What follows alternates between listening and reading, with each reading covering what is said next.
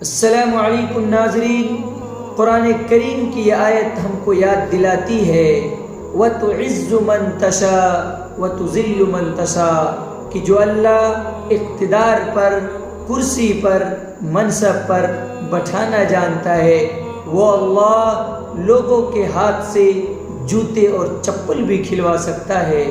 آخر کار عوامی آواز کے سامنے اقتدار کو جھکنا پڑا۔ عہدہ بڑا نہیں بلکہ عوام کا اعتماد سب سے بڑا ہوتا ہے۔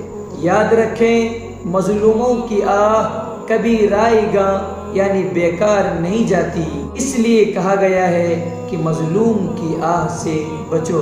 آج کا واقعہ ہم سب کے لیے ایک سبق ہے کہ جو آج عروج پر ہے یعنی بلندی پر ہے، کل وہ بھی زوال کو دیکھ سکتا ہے یعنی نیچے گر سکتا ہے۔ اس لیے نہ اقتدار پر غرور کرے، نہ شہرت پر، نہ دولت پر، نہ خوبصورتی پر، نہ اپنی طاقت پر، بلکہ اللہ کی اطاعت، انصاف اور اچھے اعمال ہی وہ سرمایہ ہے جو دنیا اور آخرت دونوں میں کام آئیں گے۔